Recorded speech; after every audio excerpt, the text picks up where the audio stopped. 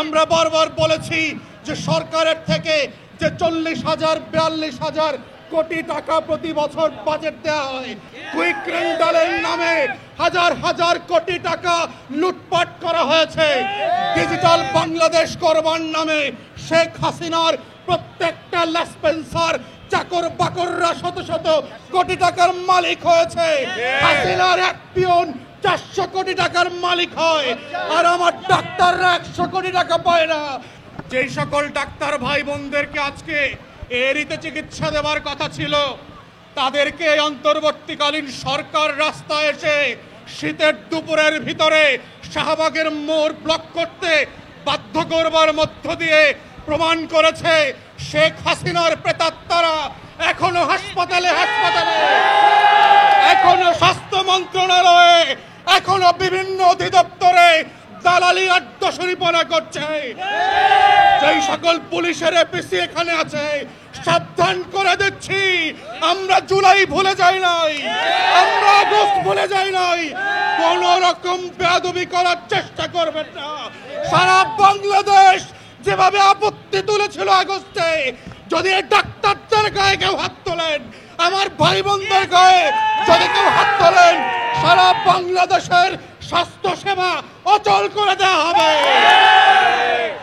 আমরা দেখেছি বাংলাদেশের স্বাস্থ্য খাতে সারা দুনিয়ার যে স্ট্যান্ডার্ড মেনে জিডিপির 5% বরাদ্দ দেওয়ার কথা ছিল, আমরা বছরের পরে বছর ধরে দাবি করে আন্দোলন করেছি, রাজনৈতিক জায়গা থেকে বলেছি যে নাগরিক সুবিধার জায়গা থেকে ন্যূনতম 5% বরাদ্দ দেওয়া হোক। কিন্তু আমরা দেখেছি লুটপাটের স্বর্গরাজ্য করা হয়েছে। কুইক রেন্টালের নামে হাজার হাজার কোটি টাকা লুটপাট করা হয়েছে। ডিজিটাল বাংলাদেশ করবার নামে শেখ হাসিনার প্রত্যেকটা লেসপেন্সার চাকর বাকররা শত শত কোটি টাকার মালিক হয়েছে। হাসিনার এক পিয়ন 400 কোটি টাকার মালিক হয়, আর আমার ডাক্তাররা 100 কোটি টাকা পায় না।